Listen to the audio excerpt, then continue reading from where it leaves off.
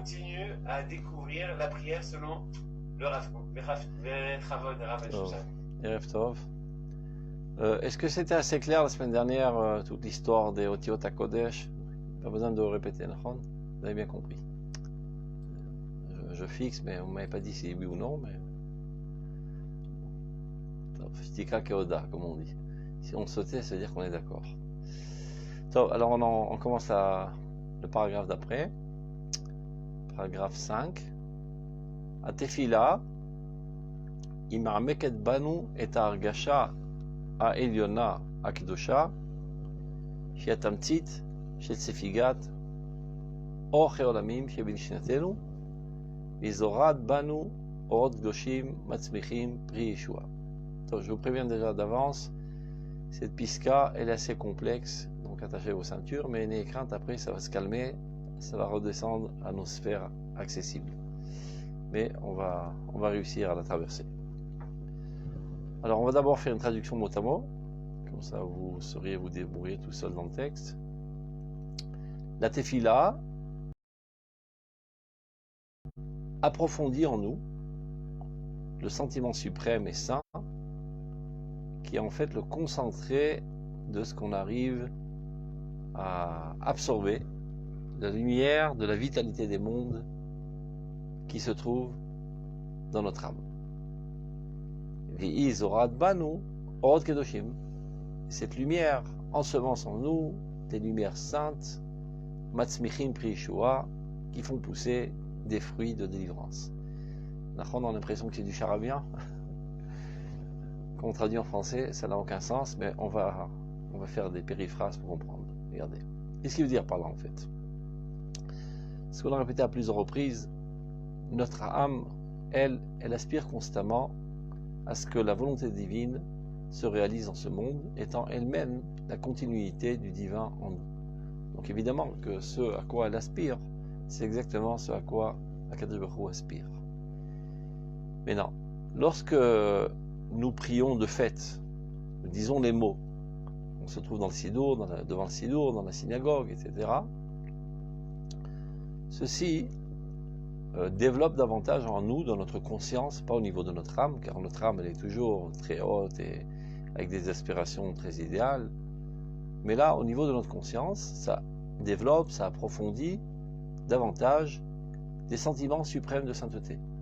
Car au lieu d'être enthousiasmé de manger un bon couscous, je dis rien contre le couscous, mais on peut faire mieux, comme on dit, ou bien d'être enthousiasmé de manger une glace, ou bien de faire une belle balade, voilà que je me trouve dans une autre sphère. Je m'enthousiasme des idéaux divins. Je m'enthousiasme de la reconstruction de Jérusalem, de la réunion des exilés, et tous les 13 brachot qu'il y a dans le Shemona Esrei. Donc ce qui se passe de fait au moment où on prie, c'est un moment sublime dans lequel il y a presque une identité, une identification entre les aspirations de mon âme et ma conscience. Donc à tefila, vous voyez, là il parle de la tefila ma'asit, le fait de prier, pas la tefila constante de l'âme. Ma'ameket banu, approfondit en nous le sentiment le plus suprême et le plus saint, qui est en fait ce sentiment atamtsit shfigat or cheolamim shevilishnatenu.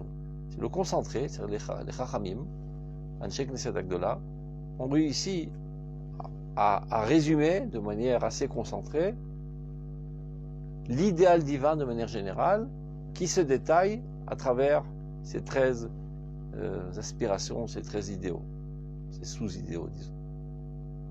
Shiatamtsit, ce sentiment que je ressens maintenant n'est autre que le concentré de ce que mon âme absorbe, la lumière de la vitalité de tous les mondes. La vitalité de tous les mondes, c'est le divin qui fait vivre tout.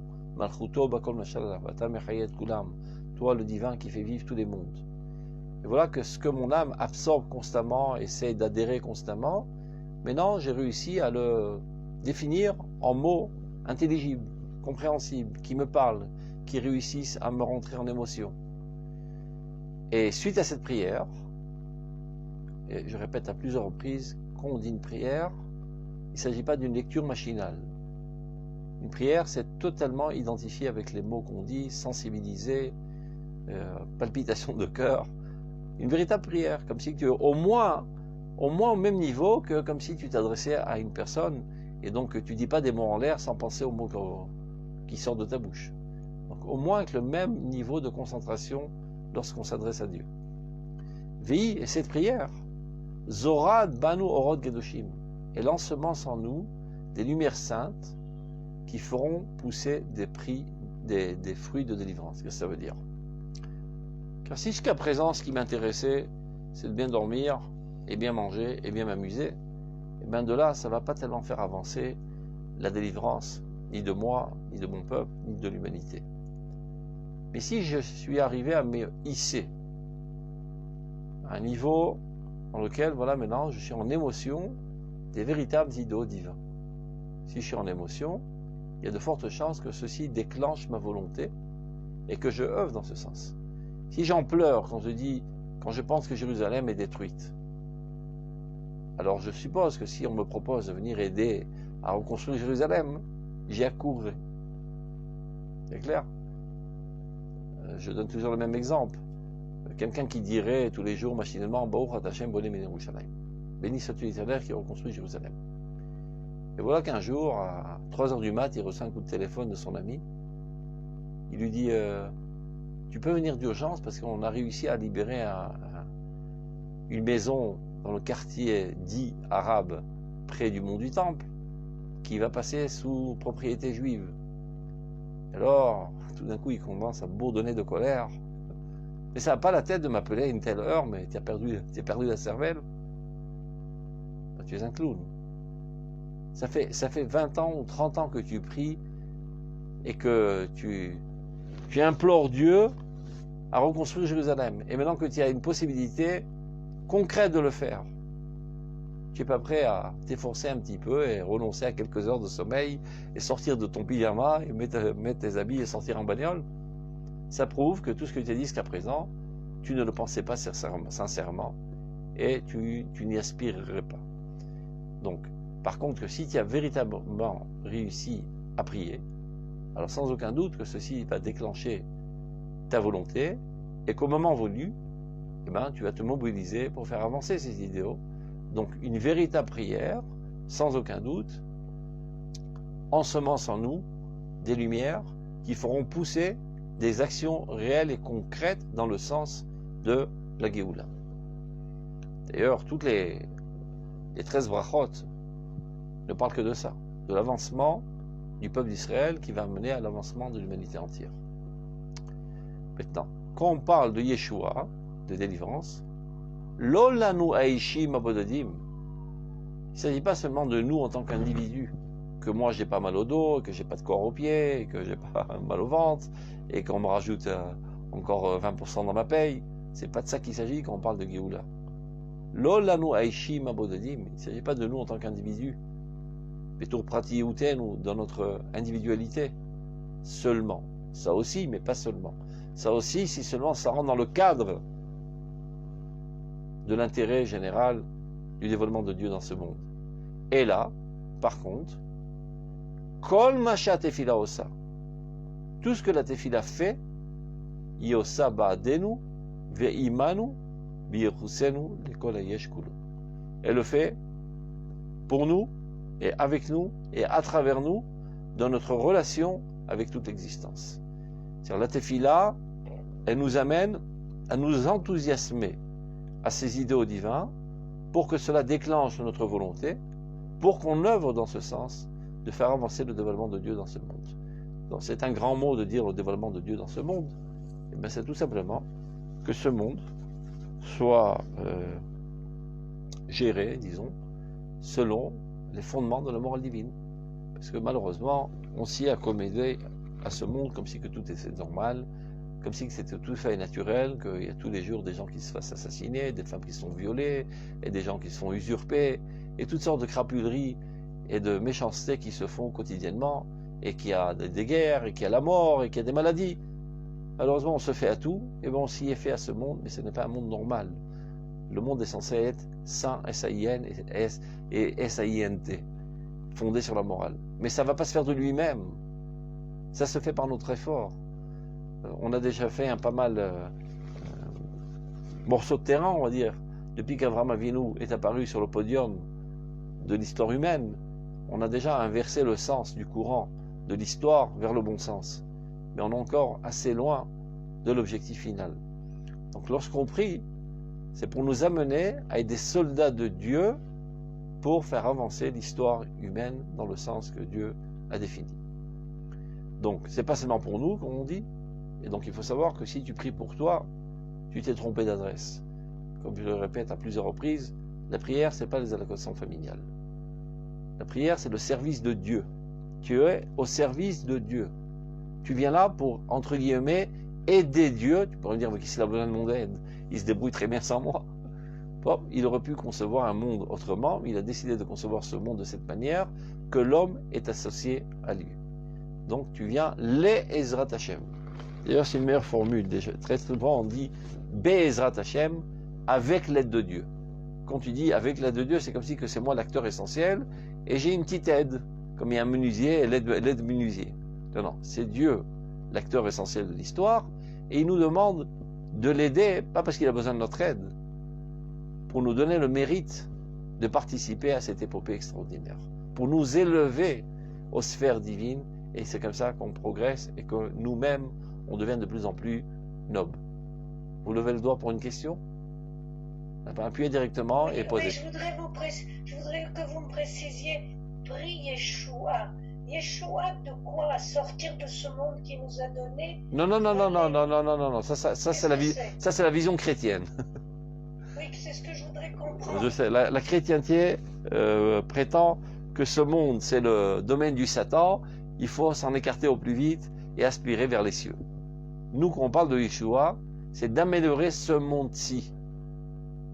Ce monde-ci. On ne va pas monter sur la lune, on restera à Jérusalem et à Natania et à Tibériade, mais au lieu qu'il y ait des gens salauds qui s'escarmouchent les jours, au lieu qu'il y ait des guerres, au lieu qu'il y ait des maladies et des crapuleries qui se fassent, il n'y aura que de la bonté, de la gentillesse et de la justice.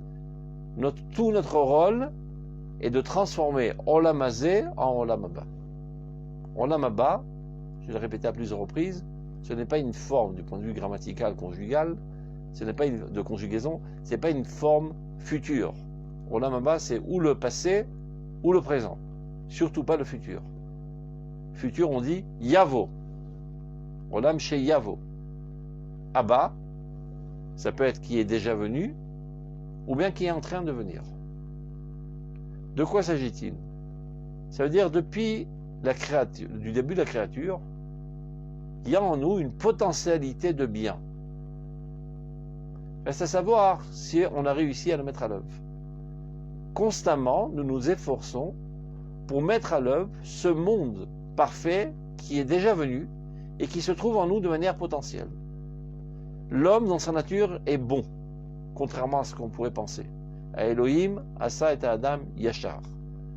À cause des influences environnantes, il a dévié du chemin. À cause de la civilisation tronquée dans laquelle il vit, où toutes les valeurs sont inversées, il a des fausses idées. De croire c'est bien d'arnaquer les autres, c'est bien de piétiner les autres, l'essentiel c'est de gagner du fric, peu importe quels sont les moyens, la fin justifie les moyens, toutes sortes de fausses valeurs qui l'ont amené à dévier de sa véritable nature.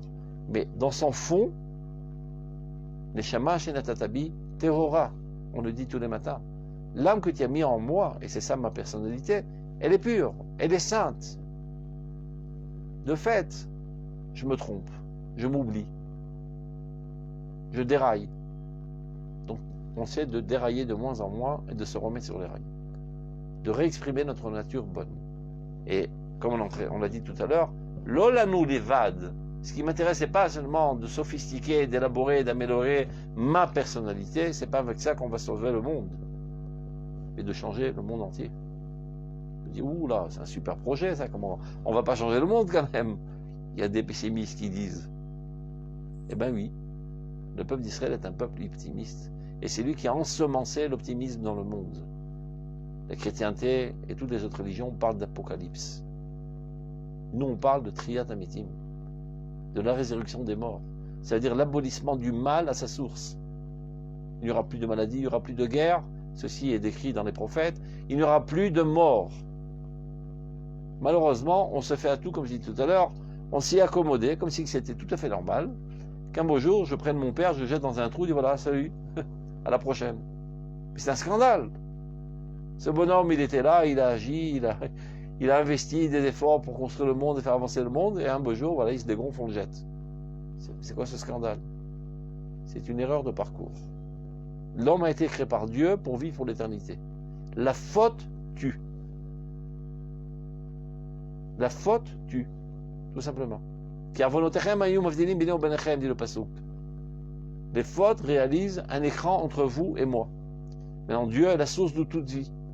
Donc finalement, à force qu'il y ait des écrans, la vie ne peut plus passer. Et ça s'arrête. Ça obstrue, ça se bouche.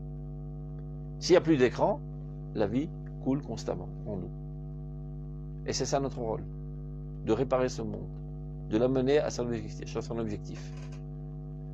Donc c'est ce qu'il est en train de dire. Lorsqu'on prie, c'est pas pour mes petits bobos. Je viens aider Dieu, entre guillemets, à parfaire son monde. Ben, ça commence par moi. Ben, j'ai pas mal de tard dans ma vie, j'ai des intérêts vils, j'ai des aspirations idiotes, j'ai des envies complètement nazes, etc. Je me réajuste. Au lieu d'avoir envie de sales choses, Iviti chabalelot, dit David Ameler. J'ai envie de toi la nuit. J'arrive pas à m'endormir tellement j'aspire à ta proximité. J'aspire à m'élever à ton idéal. J'en ai des insomnies. Ça veut dire que si Dieu a ancré en nous cette tendance vers l'envie, c'est pas par hasard. Tout ce qui est en nous, c'est pour le bien. Par exemple, dans tout être, il y a une tendance vers l'admiration. Alors qu'est-ce qu'ils en font les gens de cette tendance? Ben, ils admirent un footballeur. Okay, ça racole entre nous, il n'a pas tellement de valeur, c'est un petit idiot qui tape sur une balle, sur un ballon. Mais il admire. D'autres qui admirent, je sais pas, un chanteur de rock. D'autres qui admirent quelqu'un qui court les 100 mètres en 8 secondes au lieu dans 7 secondes 52, ou le contraire. Eh bien mon pote, tu t'es trompé d'adresse. Cette tendance d'admiration, elle est faite pour Nakdishach Venaharitzach. Ô toi mon Dieu, nous te sanctifions et nous t'admirons. Car l'homme est conçu de la sorte. Les choses qu'il admire le mettent en mouvance. Quand il y a quelque chose que tu admires, tu es prêt à tout pour y accéder. Tu n'es pas seulement un ordinateur avec un CPU qui comprend les choses. Tu as du sentiment. Et tu dois allumer tes motivations. Lorsque tu es motivé pour une cause, alors tu y accours à cette cause, avec un élan, et sans fatigue, et avec plaisir, et avec satisfaction. Donc Dieu a ancré en nous cette tendance de devoir admirer.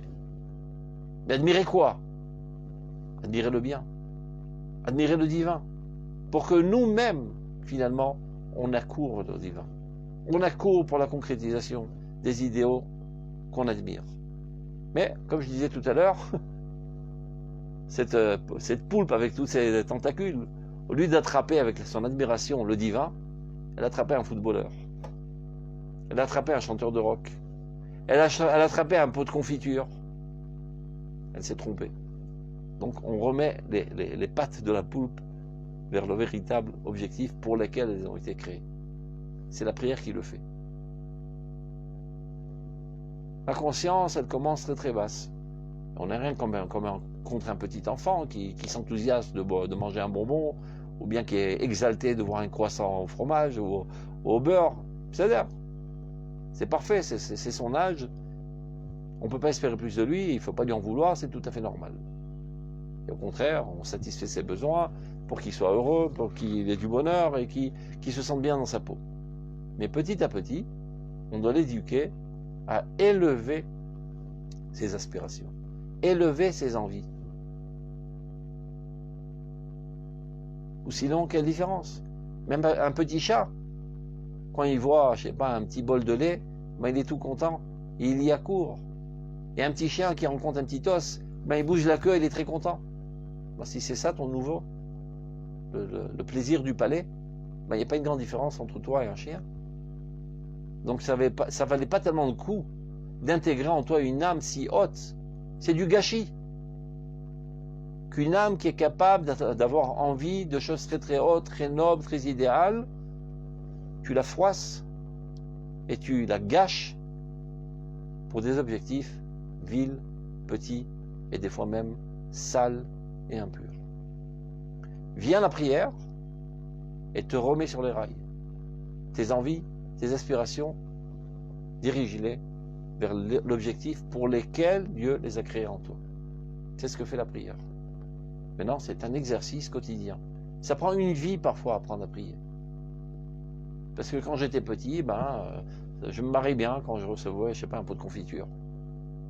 C'est-à-dire, chacun ses envies.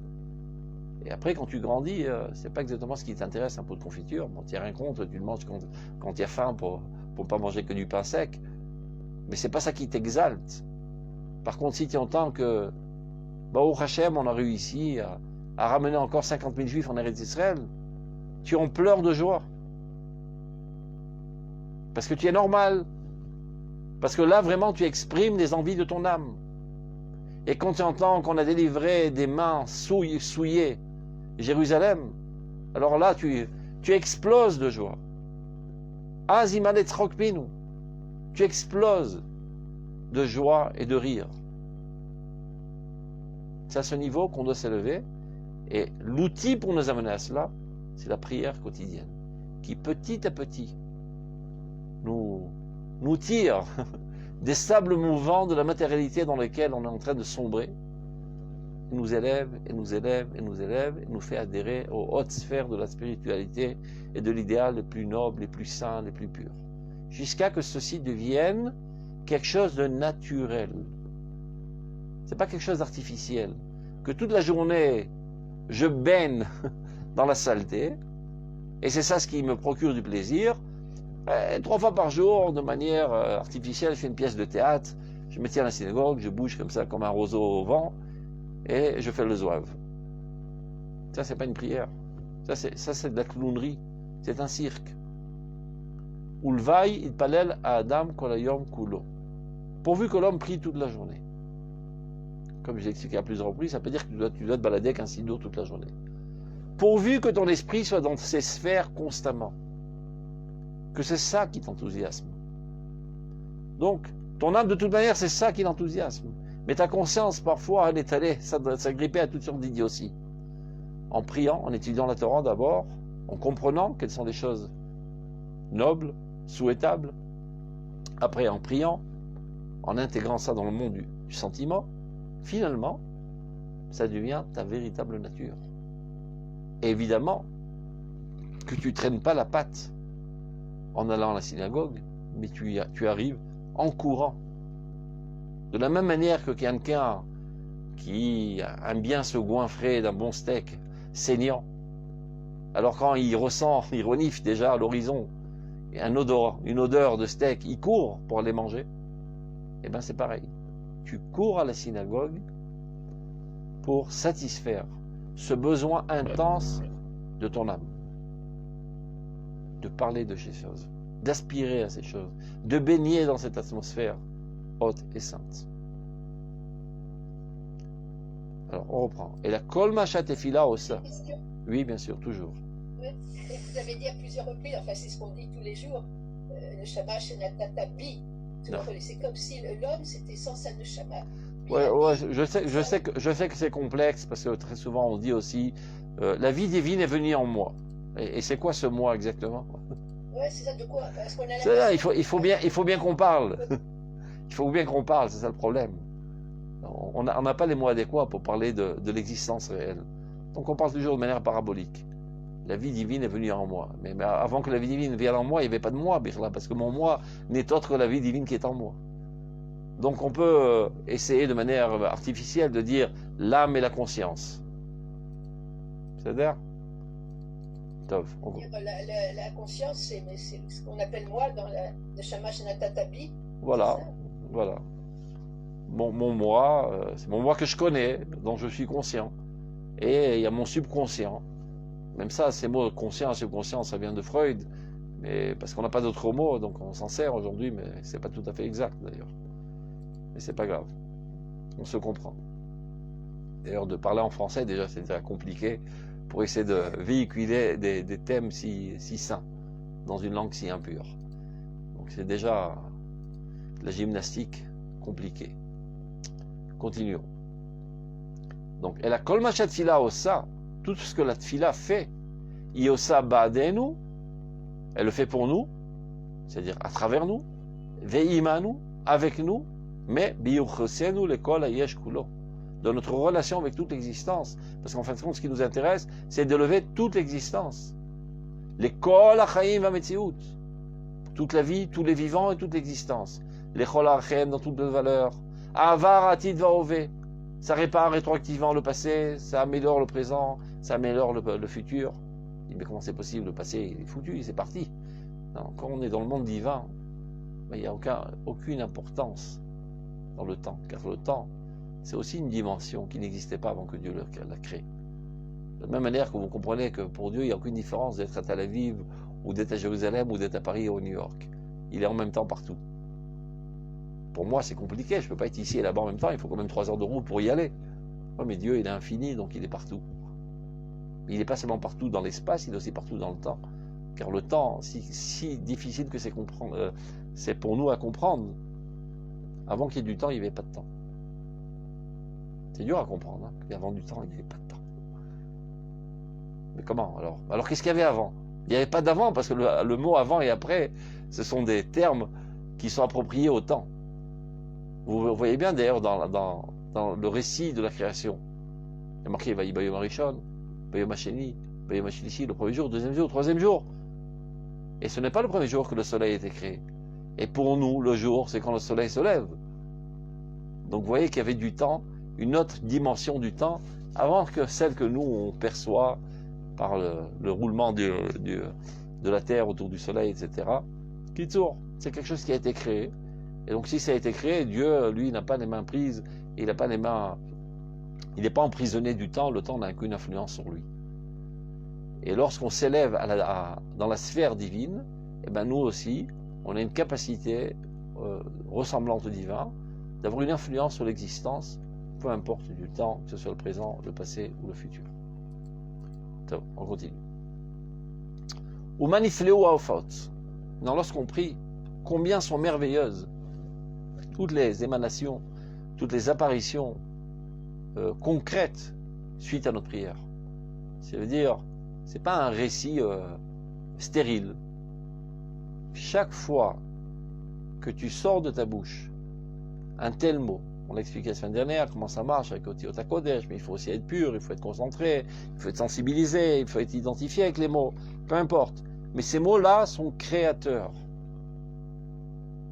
Chaque fois que tu dis Mevarech Hashanim, eh ben le gazon devient plus vert. Et les arbres poussent mieux. Tu as injecté de la vitamine dans l'existence qui améliore l'existence dans toutes ses valeurs, dans tous ses domaines, etc. Manis Gevua Itnototziot, combien sont tous les scintillements qui apparaissent suite à ces paroles que tu sors de ta bouche. Aolchot mitgabrot mikol tfila, qui vont en se renforçant de toute prière. Chaque fois que tu rajoutes une prière, tu réinjectes une dose de vie dans l'existence entière. Afiluk shiyaraïd pratit umevodata. Même quand il s'agit d'une prière pas fixe. Je sais pas, tu es seul, tout d'un coup, tu implores Dieu. Kalvachomer shikevoa. À plus forte raison lorsqu'on parle de la prière fixe qui a été fixée par Chazal, les 3 prières, Shachit, Mincha, Arvit, Klalit Vechevratit, à plus forte raison lorsqu'on l'a fait en société, c'est-à-dire en minyan, c'est-à-dire là il y a toutes les conditions optimales pour que ta prière fonctionne, marche. Toujours ça marche, mais ça marche mieux quand tous les facteurs y sont. Et Chachamim, Beruach Kocham, ils savaient exactement les mots les plus adéquats, les mots créatifs, créateurs, et dans quelles conditions ceci doit se faire, dans quel temps, quel thème aborder, et dans quelles conditions, c'est-à-dire sociales. Il faut qu'il y ait 10, mais que ça peut faire 9 ou 10, bon Dieu, il n'est pas si capricieux, Eh ben non, il y a des interactions qui se font, qui font apparaître une autre dimension lorsqu'on est 10. Je vous donne un exemple. Il y a marqué concernant nos guerres. Veradfu mikem hamisha mea ou mea mikem revava irdofu. Ce qui veut dire 5 de vos soldats pourront faire évader, ils vont se sauver de trouille 100 soldats. 5 soldats israéliens peuvent foutre la trouille à 100 soldats syriens. Ils vont se sauver en laissant leurs pantalons et leurs chaussures. Tellement ils auront la trouille de nous. Le passage continue. Vemea mikem, et s'il y a 100 soldats de vous, revava irdofu. Ils poursuivront 10 000. Alors, vous avez tout de suite vu que la relation, c'est pas proportionnel. Parce que 5%, ça fait multiplier par 20, alors que 100 pour 10 000, ça fait multiplier par 100. Comment ça marche? Si on pense que pauvres, les soldats israéliens sont super bien entraînés, ils ont beaucoup de motivation, etc. Donc chaque soldat en vaut 20, on peut encore comprendre. Et de dire que chaque soldat est capable de tenir tête à 100 soldats, ça paierait un petit peu les contes de fées. C'est bizarre, non? En fait, comment ça marche? Dans chaque individu du peuple d'Israël, l'infini se trouve. Mais cet infini n'est pas mis à l'œuvre. De manière très très partielle, il apparaît dans notre personnalité. Quand il y a deux juifs ensemble, ça ne fait pas un juif plus un juif. Ça fait l'infini qu'il y a dans ce juif, plus l'infini qu'il y a dans ce juif, qui rentre en effervescence et qui font immerger une nouvelle énergie qui était cachée en eux. C'est comme, si on vous donne un exemple du monde de la chimie, il y a un élément qui est chaquette, silencieux, et un autre élément qui est silencieux, on les met ensemble dans l'éprouvette et bouf, ça explose. Il y avait en cela une certaine énergie, et à l'autre une autre énergie, et d'Afka, la composition des deux a fait apparaître cette énergie qui était enfouie dans ces deux éléments. Dans chacun des individus d'Israël se trouve toute la Shekhinah, toute la divinité qui fait vivre tous les mondes. Ouais, mais pour qu'elle puisse être mise en évidence, il faut que les Juifs s'unissent. Pas s'unissent tam, s'unissent pour une finalité morale. C'est-à-dire, si on est 10 Juifs dans le bus, parce que moi je dois arriver à Tel Aviv, et toi à Beth Shemesh, etc., et moi je suis en train de lire mon petit livre, et toi tu es en train de dessiner, etc., il n'y a pas de Shrina. Mais si on est 10 Juifs qui nous réunissons pour prier, la Shrina apparaît. Ça veut dire les forces vives, infinies qui se trouvent en nous commencent à émaner de notre personnalité, et ça fait une autre dimension dans ce monde qui sort de ces 10 personnes. Donc,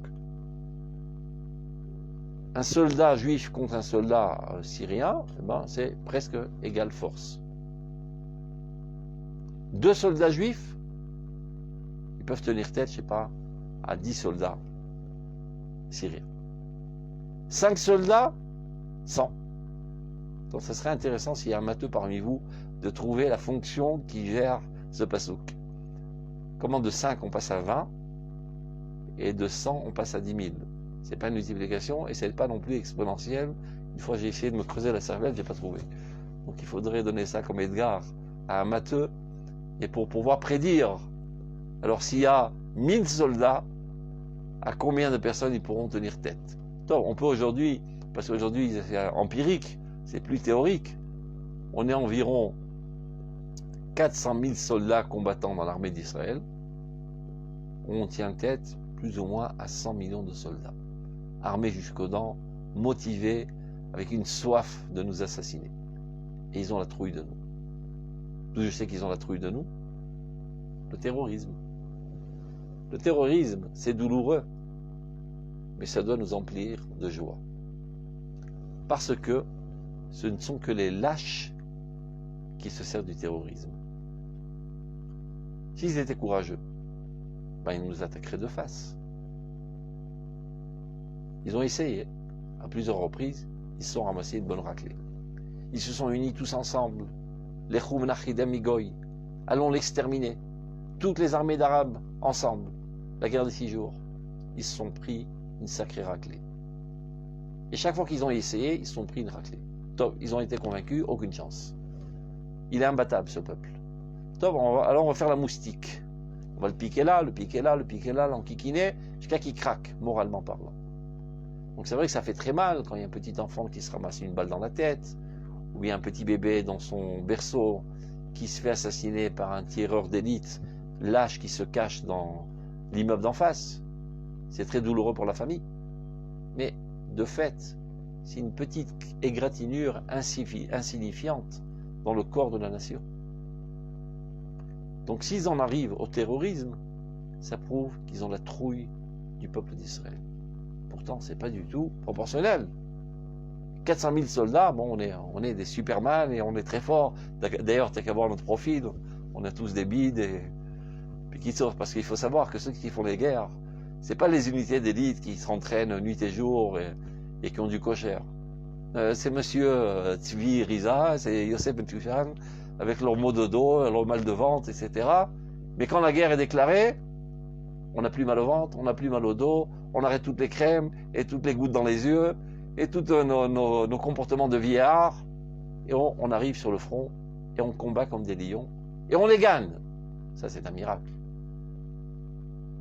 C'est la Shrina qui est parmi nous qui les effraie. Ils ressentent. Ils prendront, ils percèveront, ils perçoivent que la divinité se trouve parmi vous, ils auront la trouille. Et plus on est unis, plus il y a de juifs qui s'unissent dans cette vocation morale de sauver le peuple d'Israël pour l'avancement de l'humanité, plus la Shrina apparaît en nous, et plus ça fait émerger de notre personnalité individuelle des forces infinies. Et bien la prière c'est pareil. Lorsque je prie tout seul, ça a une certaine effectivité. Mais lorsque je prie en minyan, la Shrina se trouve parmi nous, et alors ça fait des vagues dans toute l'existence. C'est la raison pour laquelle il est énormément conseillé, pour ne pas dire c'est ça ou rien, de ne prier qu'en minyan. À moins de cas de force majeure très très graves, je suis très très malade, etc. Mais il faut toujours faire 1 milliard d'efforts pour toujours prier en minyan. Passer à aucune commune mesure entre une prière d'un individu et la prière d'un juif parmi les minyan. Évidemment, je parle... Non, les femmes, de toute manière, ne sont pas obligées de prier 3 fois par jour et dans ces heures. C'est tout un thème que nous avons développé. Mitzvot, Shazman Graman, Nashim Turot. Toutes les mitzvot qui dépendent du temps, les femmes en sont libérées. Ils ne sont pas obligés de le faire. Alors, il y en a qui va expliquer de manière assez banale. Parce qu'elles sont occupées à longer les gosses et leur faire la douche et faire la vaisselle, etc., etc. C'est une explication assez idiote, parce que les femmes ne font pas ça toute la journée. D'ailleurs, des fois, elles ne sont pas encore mariées, et des fois, le nid s'est vidé, il n'y a plus d'enfants à la maison, donc elles ont énormément de temps libre. Donc c'est pas un problème technique.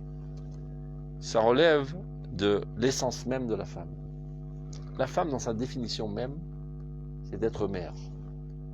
Chava, elle s'appelle Chava, Ève, qui aime Kol Chai, est la mère de tout vivant. C'est elle qui donne la vie, c'est elle qui génère la vie. Dans son essence même, vous savez qu'elle a d'autres activités importantes, mais son activité essentielle, on va dire, c'est d'engendrer la nation d'Israël. C'est la matrice nationale, la femme. D'ailleurs, Ima, qui veut dire mère, c'est la même racine exactement que Uma, qui veut dire nation. Et ce n'est pas par hasard que c'est la mère qui fixe l'appartenance à la nation. C'est-à-dire, pour savoir si cet enfant il est juif ou il n'est pas juif, peu importe le père. L'essentiel, c'est la mère. C'est-à-dire, celle qui véhicule l'éternité d'Israël dans l'enfant, c'est la mère.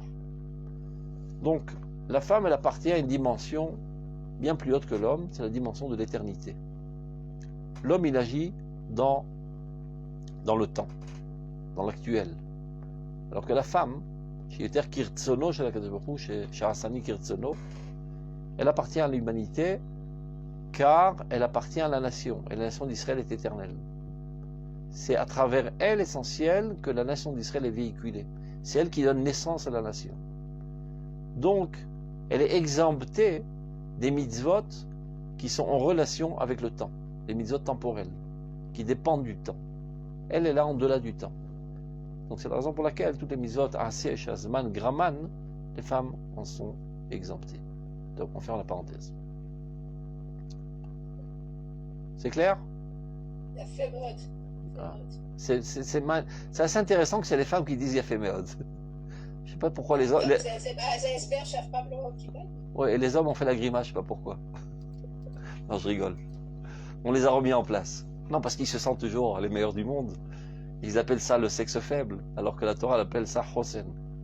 La puissance du peuple d'Israël, c'est la femme. Chaque fois que le peuple d'Israël était dans une galère et en crise, et que le peuple est en désespoir total, ceux qui ont sauvé la situation, ça a été des femmes. Aujourd'hui aussi, je veux relever le défi que les femmes nous sortent de la galère dans laquelle on se trouve.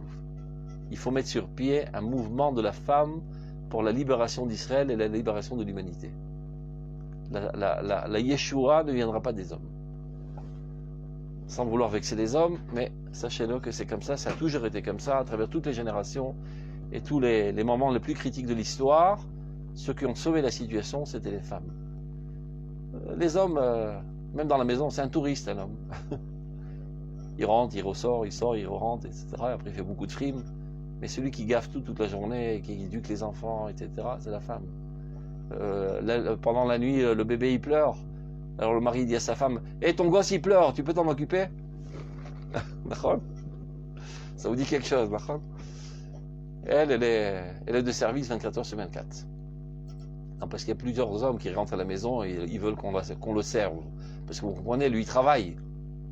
Il travaille 8 heures d'affilée, c'est dur. Hein. C'est pas comme la femme qui ne travaille que 24 heures. Tov, continuons, fermons la parenthèse. On va me prendre pour le révolutionnaire du MLF. ouais, vous pouvez parler. Bien que vous soyez une femme, vous avez le droit à la parole. Je veux citer ma mère Zichrona Limracha. Ken. C'est la même chose que vous. Nous avons les yeux vers l'éternité et les hommes, ils ont le moment ainsi. C'est deux qualités différentes de la vie. Et les deux sont nécessaires. Après que j'ai fait l'éloge des femmes, ben, il faut aussi faire l'éloge des hommes. Il y a une complémentarité. Et d'ailleurs, dans la Torah, l'homme, c'est-à-dire Adam, Zachar unkeva baraotam. Tu n'es véritablement un homme que lorsque tu es marié. Zachar unkeva baraotam. Dieu a créé l'homme. L'homme, c'est pas le masculin. L'homme, c'est ces deux êtres ensemble. Zachar unkeva baraotam. C'est clair? Top. On continue, on ferme la parenthèse. Donc à plus forte raison, Kshikvoa. Donc on a dit que toute prière est effective et fait énormément de bouleversements dans le monde entier. Même une prière dans un moment de détresse qu'un homme ou une femme élève vers les cieux, eh ben, ça bouleverse les mondes et ça rapporte énormément de bien dans ce monde. À plus forte raison, les prières qui ont été fixées par Haramim dans les formules exactes, dans les facteurs nécessaires, les temps adéquats, etc., et en minyan, que ça agit. Innovat mimayan Elohi Elyon shel Amaron v'Akadosh, car elle découle, la prière, de la source divine la plus haute et la plus sainte. Quand tu dis ces mots-là, tu dis les mots de Dieu. C'est Dieu qui dit constamment Baruch Boneh Binyan Yerushalayim. C'est Dieu qui en pleure toutes les nuits que Jérusalem n'est pas reconstruite. C'est Dieu qui pleure constamment que les Juifs sont encore éparpillés dans le monde. Quand tu dis ces mots, tu dis les mots de Dieu. Donc ils sont emplis d'énergie divine, ces mots. Ils ont en eux une capacité créative. Innovat ma'mayan Elohi Elyon, chez Kol Amaron v'Akadosh, Kol Anissa v'Nisgad, tout ce qui est plus haut, tout ce qui est plus sublime, Bo Klulim. Tout est compris dans ces mots. Ou Mimenu Emnovim. Et c'est de cette source si haute que tous ces mots découlent. Vela Vishava. Ça provient de Dieu et ça revient vers Dieu. Chaque fois que tu pries. Be'adirut koach, avec une force extraordinaire. Bechailu vechosen, avec une puissance incommensurable, emplie de sainteté. Ou mosifai bracha b'mayan achaim. Elle rajoute de la bracha dans la source de vie. C'est bizarre. Je veux bien comprendre que ça fait apparaître la source de vie dans ce monde. Mais là, il nous dit, ça rajoute de la bracha dans la source de la vie. Comment ça marche? Quand le petit veau tète la mamelle de la vache, c'est vrai que lui, il a été maintenant empli de lait, mais ça remplit davantage la mamelle de la vache. Je préfère donner un exemple sur la vache et pas sur la femme, pour être un peu plus ludique, mais c'est pareil. Lorsqu'une femme arrête d'allaiter, elle s'assèche. Plus elle allaite, plus elle a du lait. Plus on pompe le lait, plus ça se remplit de lait. Je dis, c'est bizarre. Si je pompe, ça va se vider. C'est exactement le contraire. Plus tu exprimes tes forces, plus tu reçois des forces. Tu pourrais dire, si je me repose toute la journée, je serai en pleine force. Exactement le contraire. Plus tu t'efforces, plus tu fais de la gymnastique, plus tu seras rempli de force. C'est comme ça que ça marche dans ce monde. Voilà, vous voyez cette bouteille? Si je la lève, c'est fatigant a priori. Je fatigue le muscle. Je renforce le muscle. Si je la lève 10 fois, elle pèse 2 kilos, je peux relever après 4 kilos. C'est comme ça que ceux qui portent des haltères arrivent à lever jusqu'à 500 kilos finalement. Petit à petit. Plus tu fais de l'exercice avec ce muscle, tu exprimes la force potentielle de ce muscle, plus elle devient en œuvre. Et après, tu peux lever des poids plus hauts qui développeront davantage le muscle, c'est-à-dire qui mettront à l'œuvre encore plus la potentialité énergétique de ce muscle. C'est vrai pour les muscles, c'est vrai pour l'intelligence. Si tu étudies rien, ton intelligence devient un flasque. Et après, tu comprends rien. Plus tu t'efforces à comprendre des choses difficiles, plus après, les choses difficiles te seront faciles. Pour pouvoir étudier des choses encore plus difficiles. La cervelle, l'intelligence, c'est comme un muscle. Plus tu le travailles, plus il se développe. Et tout est comme ça dans ce monde. Plus il y a de fleurs qui sortent de cette racine, et donc a priori, voilà, c'est la racine qui apparaît dans ces fleurs, qui s'exprime dans cette fleur, plus la racine se renforcera.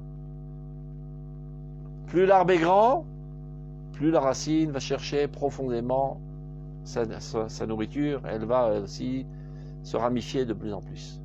Toute expression renforce l'essence. Lorsque nous faisons atterrir dans ce monde la volonté divine dans notre personnalité, voilà que Dieu veut cet idéal, et maintenant ça apparaît dans ma volonté, dans ma conscience, dans mes sentiments, etc. Donc j'ai tété, on va dire, de la source première, j'ai fait apparaître dans ce monde, et bien la source première elle-même va être alimentée d'un monde encore plus supérieur. C'est pour ça que j'ai parlé de la divinité, on ne parle jamais de son essence première. On parle du dévoilement toujours. Baruch Ata Hashem, on parle de la Berecha. Berecha, c'est une piscine. Que la piscine, qui est la source alimentatrice ou alimentaire de toute l'existence, apparaisse dans ce domaine. Lorsqu'elle apparaît, la source elle-même est alimentée d'une source encore plus haute. Tnu Oz l'Elohim. Donner de la force à Dieu.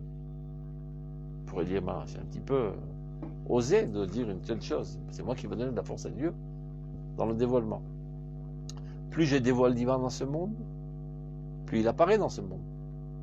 Jusqu'à présent, son apparition était faible. Maintenant, son apparition est forte. Ça, c'est un. Deuxièmement, la divinité, c'est-à-dire l'intensité de divinité qui était prête à apparaître dans ce monde, disons, elle était au niveau 100, maintenant, elle-même grandit au niveau 1000. Elle-même est alimentée d'une source divine encore plus haute. Mais mala, il y a toujours des sources encore plus hautes puisqu'on parle de l'infini. Donc c'est ce qu'il dit là, regardez dans le texte. Innova dans Mayana Eloi, etc. Et après, Ve'ela Vishava, Bechal Vechosen Kodesh, ou Mosifa Hi Beracha Bemayan Achaim. Ta prière rajoute de la bracha dans la source de la vie. Donc si jusqu'à présent, supposons qu'il y avait 1 milliard de cubes d'eau qui devaient alimenter l'existence, grâce à ma prière, il y a 10 milliards de cubes d'eau qui n'attendent maintenant et qui sont prêts à alimenter l'existence. Mosifa iberecha mimbahin achayim. Mesarefeti et etz achayim. L'arbre de la vie se ramifie de plus en plus de branches. j'ai fait apporter de la sève dans plus de branches, et des branches poussent et poussent et poussent. Toutes sortes d'activités de ce monde vont en se développant, en s'améliorant. Ou Mefaer était dans la fave et embellit toutes ces branches.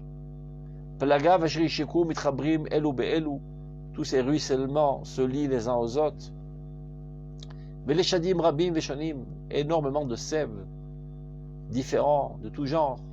Shekol echad malé ziv et nahara, empli de splendeur. Memale nachale adanim, empli de ruisseaux, de délices. Amaspikim osher, qui viennent alimenter et satisfaire de bonheur et de délices et de noblesse éternelle. Tout ça se lie ensemble lorsque tu pries. Chaque fois que tu pries, tu es dans le laboratoire interne de la divinité et tu agis avec lui pour faire écouler dans ce monde de la bracha, qui va tout animer, qui va tout rafraîchir. Ve'ayu le makor bracha. Et tout ça devient une source de bénédiction, une source de bonification, une source de rafraîchissement, une source qui va alimenter l'existence. Et tout se développe. La science se développe, la médecine se développe, la sécurité se développe, l'art se développe, la bonté de cœur se développe. Tout se développe suite à ta prière.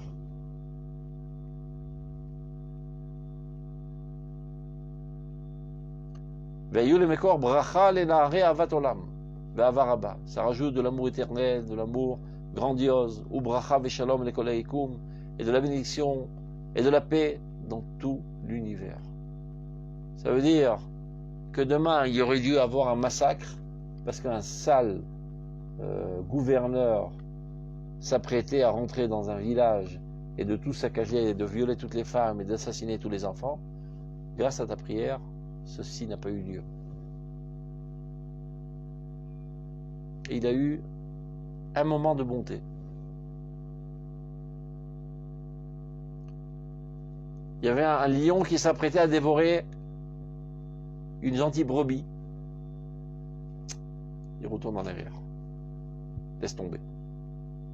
Et la lionne dit, mais qu'est-ce qu'on va manger aujourd'hui? On sera végétarien aujourd'hui. Ce que je dis, c'est marqué dans le Rota Kodesh. C'est pas moi qui l'invente. Et c'est pris de la Kabbale. Il y a une moustique qui s'apprêtait à piquer quelqu'un. Grâce à ma prière, ou grâce à Mirure Tshuva, elle retourne en arrière. Ça freine toutes les initiatives destructives et mauvaises, et ça rajoute des élans de bonté, de pureté, de sainteté dans toute l'existence. Au niveau des hommes, c'est dans le choix, dans la prière Chofshit. Au niveau des autres créatures, c'est automatique. Les arbres donneront des plus beaux fruits, etc. פלגיו של ישקו מתחברים אלו באלו ולשדים רבים ושונים שכל אחד מהם זיו נערה ממלא נחלי אדנים המשחקים עושר ותענוגי אצילות עולמים מתאגדים יחד, tout se réunit, tout converge, tout est alimenté. והיו למקור ברכה לנערי אהבת עולם, ça rajoute de l'amour, de la paix dans tout l'univers.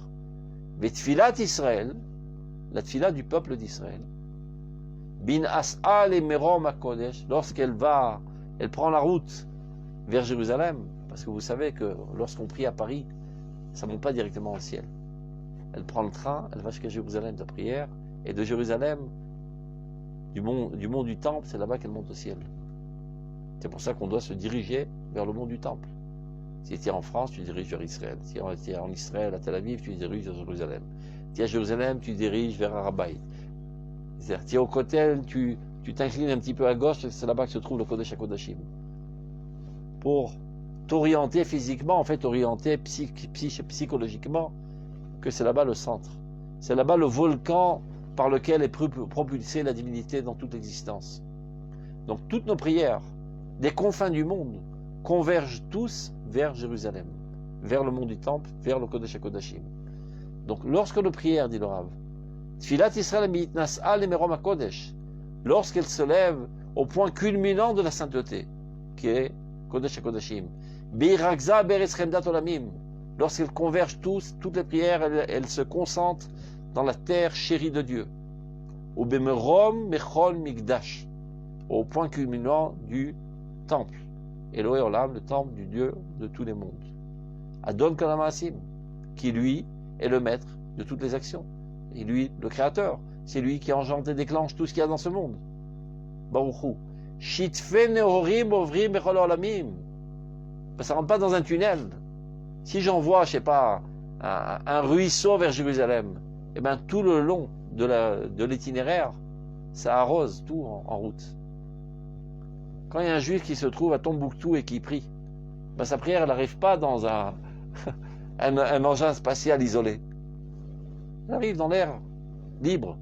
Et sur sa route, elle remplit de bracha, elle irrigue, elle améliore, elle élabore toute l'existence. Shitfenorim ovrim chol olamim. Neshamot berubavot mitratchot beziv shel mala. Énormément d'âmes se renouvellent. Des âmes apparaissent, des âmes du monde supérieur s'améliorent grâce à toi, des âmes qui apparaissent dans ce monde s'améliorent, etc. Et les idéaux les plus suprêmes s'élèvent davantage avec magnificence et sainteté. Alors, le kavod, je ne sais pas comment traduire, l'émanation du divin apparaît de plus en plus. Nous réussissons à faire atterrir le divin dans ce monde et bénir ce monde, bonifier ce monde, irriguer ce monde. Baruch Kevod Hashem Imekomo. C'est ça ce qui s'effectue chaque fois qu'on prie. Donc il faut se mettre en disposition mentale, psychologique, etc. et penser à tout cela avant d'oser mettre le pied sur le seuil de la synagogue. Alors je peux te promettre que tu te tiendras quoi dans la synagogue et tu n'oseras même pas papoter avec ton copain ou bien voir ton iPhone, etc. sachant que tu es en train de faire un sacrilège. Tu as une possibilité, pendant ce moment-là où tu pries, d'améliorer l'univers entier et tu en fais du gâchis. Tu gaspilles ce temps si précieux à des idioties sans pareil. La synagogue, ce n'est pas un lieu de rencontre. Ce n'est pas un centre communautaire, comme on disait en France. On ne va pas pour se rencontrer. Vous voulez vous rencontrer, allez dans le jardin d'à côté, amusez-vous bien.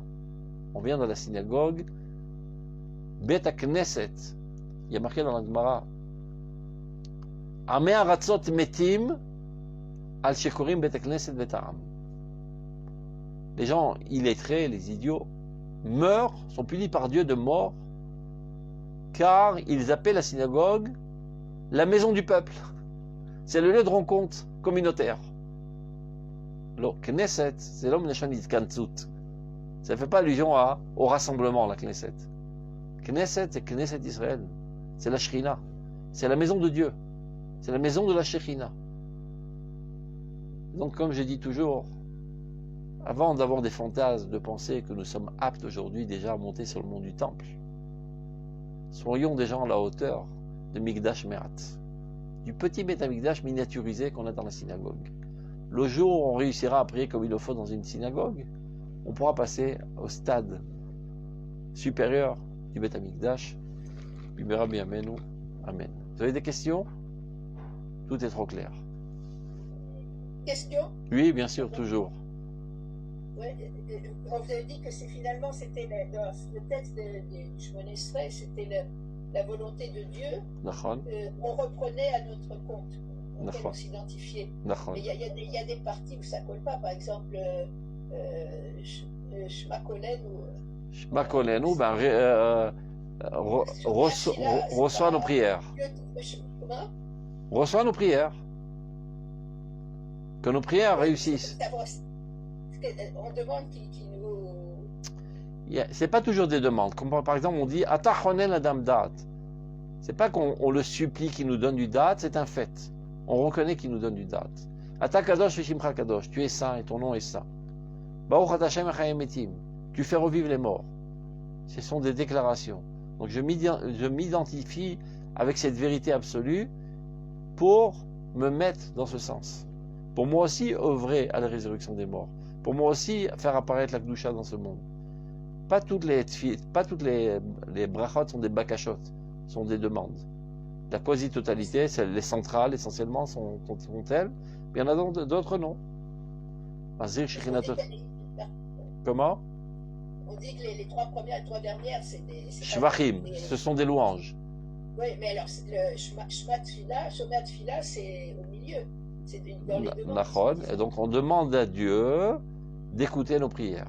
Ça veut dire que tu nous aides à nous ouvrir pour que ton flux puisse nous traverser. Comme toutes les autres prières, quand tu dis Baruch Hashem, refaire choler Amo Israël, on l'a expliqué que ça veut dire que j'intensifie ma volonté qu'il n'y ait pas de malade dans ce monde, que je m'identifie avec la souffrance des malades, pour que le flux de réfoua divine puisse apparaître à travers moi et se propager et guérir les malades. De même pour la tfila. Je m'ouvre entièrement à comprendre c'est quoi la tfila pour que la tfila soit effective. C'est un travail sur nous-mêmes, la tfila. On ne vient en aucun cas changer la divinité. On s'élève à la sphère divine. On ne fait pas un changement quelconque dans la divinité. C'est le sens de toutes nos prières. Et on a expliqué pourquoi c'est formulé de la sorte, pour nous mettre en situation d'émotion. Et donc c'est pas tout à fait exact. Top, pas grave. Sur le compte de l'inexactitude, on a gagné l'émotion. Et après on rectifie le tir en faisant ce qu'on est en train de faire maintenant, ce qui s'appelle Iyun Tefila. Parce qu'en fin de compte, ce qui nous intéresse dans la Tefila, c'est d'être ému. Et il y a des mots magiques qui arrivent à nous rendre émus. Quand tu implores « Oh mon Dieu, aie pitié de moi », ça t'émue. Les mots ont une influence sur ton sentiment. Donc, Chachamim, qui connaissent la psychologie humaine, ils ont choisi les mots adéquats pour nous rentrer en émotion. Et de même, quand on dit Shema Kolenu, Hashem Elokeinu, etc., etc. La gaffe, toujours qu'on traduit en français, ça fait très bizarre. En hébreu, ça passe très bien. Mais dès que tu commences à traduire en français, ça fait toujours très très bizarre. Ça prouve bien que Avodat Hashem doit se faire en hébreu et pas en français. Tov, portez-vous bien, à la semaine prochaine. Et priez mieux jusqu'à la semaine prochaine et vous priez encore mieux dans 2 semaines. Kol Tov, shalom, shalom. Donc on est instruit. Live. Live. Bye, Tov.